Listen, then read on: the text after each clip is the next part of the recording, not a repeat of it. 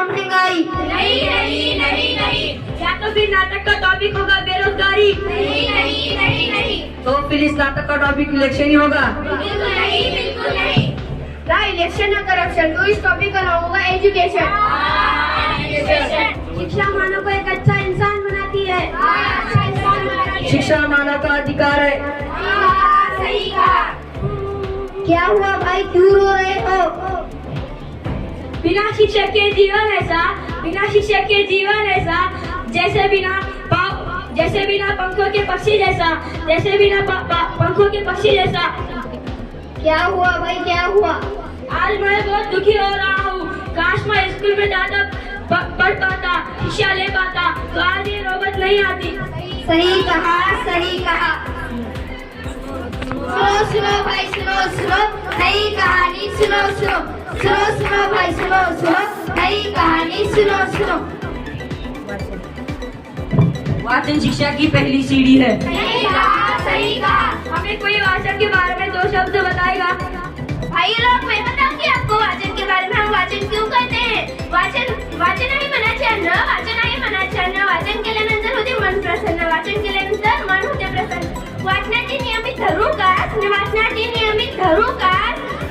जीवनात येईल यशस्वीचा प्रकाश, जीवनात येईल यशस्वी। आदर सरांना मी विनंती करतो की त्यांनी प्रमुख पाहुण्यांचा सत्कार करावा।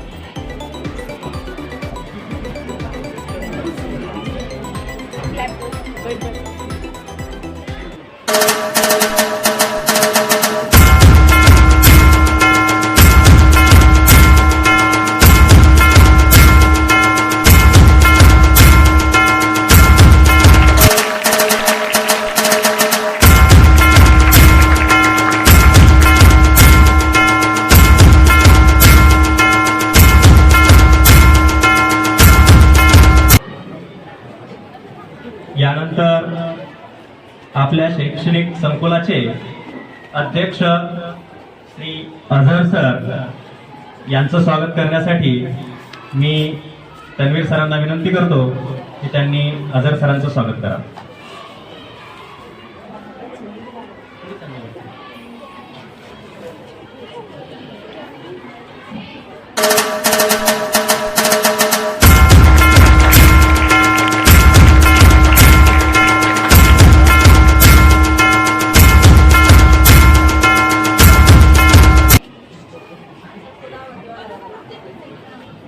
त्याबरोबरच आपल्या HP उर्दू हायस्कूल महाविद्यालयाचे मुख्याध्यापक श्री मझहर सर यांचं स्वागत करण्यासाठी मी इम्रान सरांना विनंती करतो की त्यांनी मझहर सरांचं स्वागत करावं।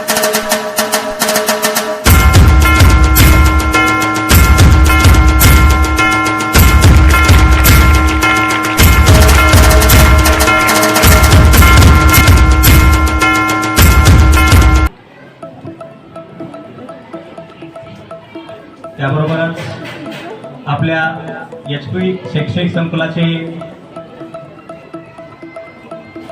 उर्दू हायस्कूलचे शिक्षक, प्राथमिक शाळेचे शिक्षक श्री अहमद सर यांचे स्वागत करण्यासाठी मी जफर सरांना विनंती करतो की त्यांनी अहमद सरांचं स्वागत करावं.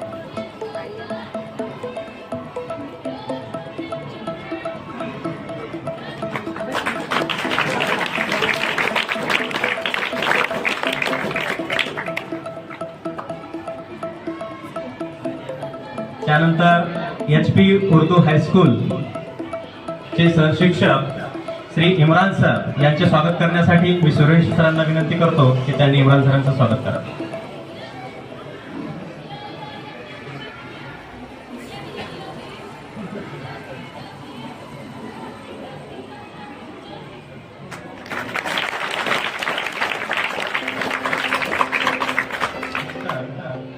प्राचार्य HP ज्युनियर कॉलेज श्री मुलतानी तरमीन सर यांचं स्वागत करण्यासाठी मी पांडे सरांना विनंती करतो की त्यांनी तरमीन सरांचं स्वागत करावं.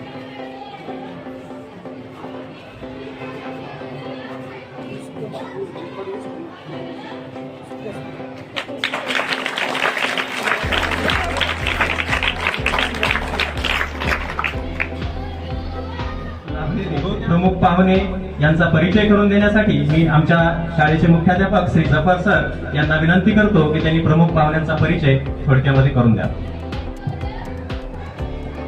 नमस्कार.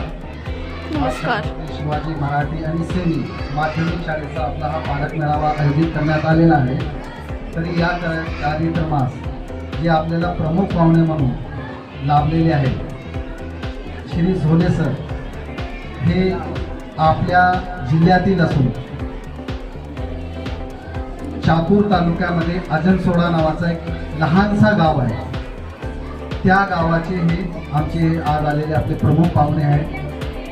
बघा, एक लहानसा गाव आहे चाकूर तालुका इथला अजनसोडा गाव. तर साहेब जे आहे सुरुवातीला लातूरमध्ये येऊन MPSCचे क्लासेस घेतलेले आहेत. ते करत करत त्यांनी MPSC परीक्षा पास होऊन PSI या पदावर हिंगोलीमध्ये सोनगाव तालुका हिंगोलीमध्ये सोनगाव येथे पोलीस ठाण्यावर PI म्हणून काम केलेले आहे. 3 वर्ष तिथे काम केल्यानंतर साहेबांनी राजीनामा देऊन पुन्हा एक परीक्षा असते महाराष्ट्र लेवलची, ती परीक्षा पास होऊन सचिवालयामध्ये सचिव म्हणून काम केले, कॅबिनेटमध्ये मंत्रालयावर. मग तिथून अजून एक परीक्षा देऊन सध्या साहेब लातूरला आलेले आहेत आणि लातूर, उस्मानाबाद म्हणजे आताचं धाराशिव आणि बीड या 3 जिल्ह्याचे कामगार आयुक्त तसेच 3 जिल्ह्याचे अध्यक्ष म्हणून त्यांची नेमणूक झालेली आहे. आणि इथून गेल्यानंतर साहेब पुन्हा आता ते दिल्लीला जाणार आहे. आणि कामगार आयुक्त असल्यामुळे आपला हा वर्ग कामगार असून त्यांना बोलवण्याचं आमचं एकच कारण आहे की बाबा आपलं जे पालक वर्ग आहे ते कामगार आहेत आणि त्यांच्याकडून आपल्याला कसा फायदा पोचतो हे तुम्हाला साहेब सविस्तर सांगतील. त्यांचा जीवनाचा अनुभव सांगतील, ते कसे शिकले, कसे घडले आणि इथपर्यंत यायला त्यांना कशी प्रयत्न करावी लागली ते सर्व साहेब सांगतील. त्याच्यानंतर त्यांच्याकडे असणारी योजना, विविध योजना जे काही असतील साहेब सांगतील. साहेबाला मी एक रिक्वेस्ट म्हणा अशी करत आहे की सर, ही पूर्ण पालक वर्ग आमचं पूर्ण कामगार क्षेत्रामध्ये आहे. थोडेफार जर सोडले तर पूर्ण विद्यार्थ्याचे पालक हे काही ना काही कामगार रोजगार निमित्त बाहेर राहतात. तर आपले जे काही शासनाचे जे काही स्कीम्स आहेत की जी काही योजना आहे ती योजना राबवण्यासाठी काही कागदाची पूर्तता म्हणा किंवा जे काही त्यांचं काही रजिस्ट्रेशन असतं त्यासाठी मी या कार्यक्रमानिमित्त साहेबाला एक विनंती करू इच्छितो की त्यांनी एक दिवस आमच्या शाळेतल्या पालकासाठी म्हणा किंवा परिसरातल्या लोकांसाठी, कामगार लोकांसाठी एक दिवस कॅम्प ठेवावं, जेणेकरून आमच्या या परिसरातल्या किंवा पालकाला याचा फायदा होईल व त्यांच्या मुलांना त्यांचा फायदा होईल. सध्याच्या युगाला शिक्षण हा खर्चिक झालेला आहे, तुम्हाला सर्वांना माहितीच आहे. तर यामधून जर विद्यार्थ्यांचं समजा किंवा त्या पालकाची जर मदत आपको बहुत जल्दी पकड़ती है अपनी तरफ. जैसे ही यहाँ पर गैस तैयार हो जाएगी हम इस ढक्कन से इसे बंद कर देंगे और बंद करने के बाद जैसे लाइटर का आप इस हीटर को दबाएंगे एक मरतबा तो यहाँ से जो है तो एक बहुत बड़ी आवाज अभी देखे ना आपने, तो इसमें से एक आवाज निकलती है. तो 11वीं क्लास के तमाम बच्चों का सही एक मरतबा जोरदार तालियां हो।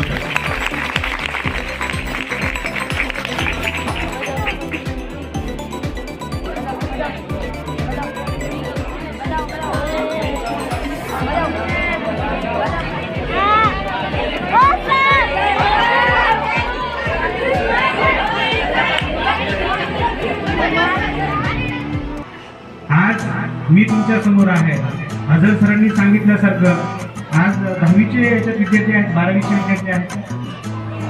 अच्छा, मला 10वीला अक्षरशः मला 53% विद्यार्थी आहे. 53% मला 10वीला पर्सेंटेज होते.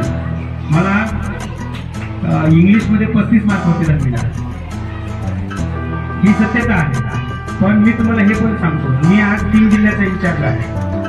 मला शासनानं गाडी, एक कॉन्स्टेबल, बॉडीगार्ड आणि सर्व सुविधा मला, आणि ही कधीपर्यंत असणार आहेत माझ्या वयाच्या 60 वर्षापर्यंत, म्हणजे आणखी मी 21 वर्ष ही सुविधा घेऊन येणार आहे. हे कशाच्या माध्यमातून साध्य झालं? हे जसं आता आमच्या चिमुकल्यांनी सांगितलं की फक्त शिक्षण, एकाने सांगितलं की मी ऑफिसर झाले वगैरे वगैरे, दुनिया है पीछे वही हूँ आगे बढ़ा. हे सत्यता आहे ना.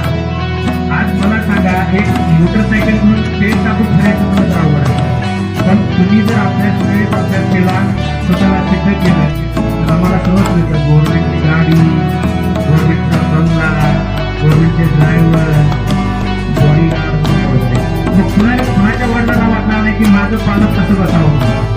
प्रत्येक आई वडिलांचं स्वप्न असतं की आपलं तुम्ही जरी शिकलात आणि अधिकारी झाला तर आई वडिलांना त्याचा काहीच फायदा नाही. त्याचा फायदा वैयक्तिक तुम्हाला वैयक्तिकच आहे. पण ज्यावेळेस आई वडिलांना हे वाटतं की माझा मुलगा असा जगतोय, माझ्या मुलानं स्वतःला काहीतरी केलेलं आहे, माझं नाव समाजामध्ये सन्मानानं घेतलं जाते, तर त्या आई वडिलांचं कमीत कमी ते जर साधारणतः 70 वर्ष जगणारे असतील तर ते कमीत कमी 80 ते 85 वर्ष जगतात. कारण त्यांना एक सॅटिस्फॅक्शन असतं, एक समाधान असतं की माझ्या मेहनतीला माझ्या मुलानं काहीतरी करून दाखवलेलं आहे. माझ्या वडिलांचं वय वर्ष आज 87 वर्ष आहे. मला वडील म्हणतात, माझे वडील बी अधिकारीच होते, सेंट्रल गव्हर्नमेंटला मुंबईला MTNL मध्ये होते. ते म्हणतात मला घरी प्रेमाने मंगल म्हणतात. घरी मंगल, हे तुझं सर्व बघून माझं हे पुढचं जे आयुष्य जगतोय हे फक्त तुझ्या नावाने जगतोय, मला ते बोनस आहे म्हणतात. मग हे तुम्हाला वाटत नाही का आपण आई वडिलांना काय देणार आहे? बाकीचं तुम्ही काहीच देणार नाही.